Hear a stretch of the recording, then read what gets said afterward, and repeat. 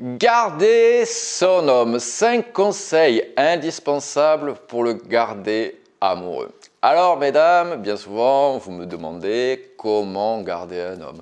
Comment faire pour que cet homme reste amoureux dans la relation? Alors, dans cette clé, on va voir 5 clés qui me paraissent essentielles. Mais avant d'aller plus loin, je vous propose de vous abonner à ma chaîne, comme ça vous recevrez toutes mes vidéos, et de mettre le petit pouce en l'air qui fait toujours plaisir. La première chose que j'aimerais vous dire, mesdames, c'est posez-vous toujours la question, lorsqu'on veut garder un homme, c'est quel est le plus que vous apportez dans la relation amoureuse. Alors, ne vous inquiétez pas, je dis pareil aux hommes, je dis quel est le plus que vous apportez à cette femme.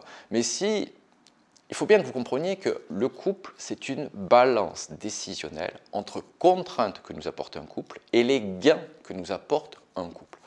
On restera en couple tant que les gains que nous apporte celui-ci sont supérieurs aux contraintes ou aux renoncements. C'est pour ça que si vous êtes vecteur de positif dans la vie d'un homme, cet homme ne voudra jamais partir. Un homme s'en va lorsque vous devenez, entre guillemets, une contrainte, un poids. Lorsque dans le couple, il n'y a que des frictions, lorsque dans le couple, vous n'êtes plus une équipe, lorsque dans le couple, il n'y a que des reproches, il n'y a que du drama. Dans ce cadre-là, vous comprenez bien qu'un homme voudra en sortir parce que le couple n'est plus un plus, mais un négatif dans sa vie. Et donc, c'est pour ça que vous devez comprendre que les relations amoureuses, le couple ou l'amour, ce n'est pas seulement les je t'aime, les papillons dans le ventre. C'est être un plus pour l'autre. Ça peut être un plus en matière de savoir-vivre, en matière d'enthousiasme, en matière de proposition, en matière de folie également. Si vous êtes toujours à casser son enthousiasme, si vous êtes toujours à avoir le verre toujours à moitié vide qu'à moitié plein, si toujours il n'y a que des reproches, vous comprenez bien que cet homme voudra sortir de cette relation amoureuse. Il faut que dans le couple, il y ait une dynamique de joie, de vivre ensemble, de complicité, de rire, de se retrouver. Si vous avez ça, je peux vous dire que cet homme ne partira jamais ailleurs. La deuxième clé que j'aimerais vous donner pour garder un homme, c'est avoir des projets en commun avec cet homme.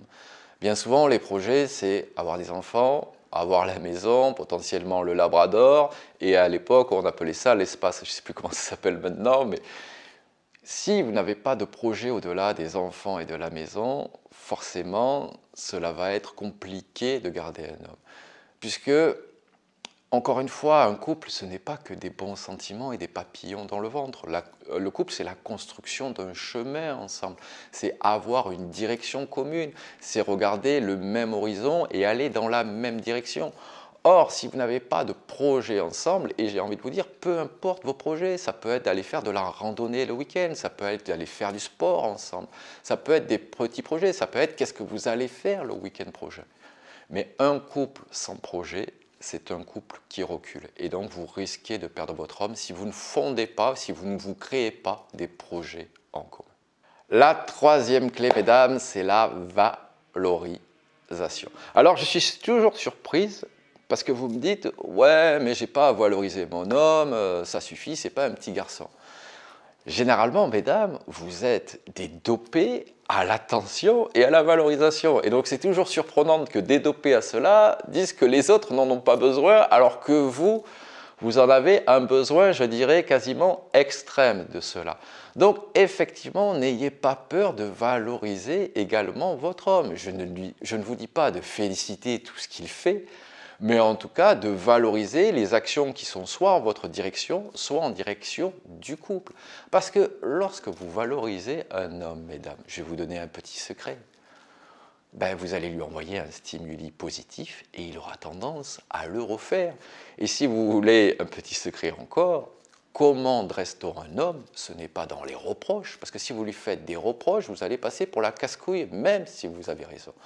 On dresse un homme par la valorisation en lui indiquant que ce qu'il fait est bien. Ce qui me fait le pendant, sur le quatrième point, c'est le sexe et le jeu. D'ailleurs, bien souvent, mesdames, vous utilisez la valorisation dans le sexe en disant « j'adore quand tu me fais ceci ».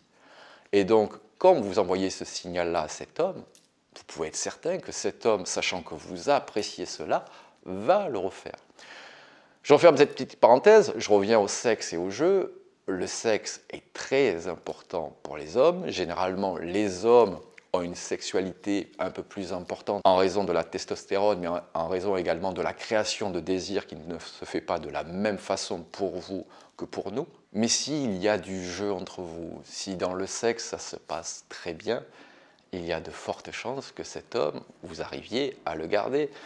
Les grands-mères disaient, c'est le ventre et le bas-ventre pour garder un homme. Donc si vous avez le bas-ventre, je peux vous dire que vous avez forte chance de garder un homme.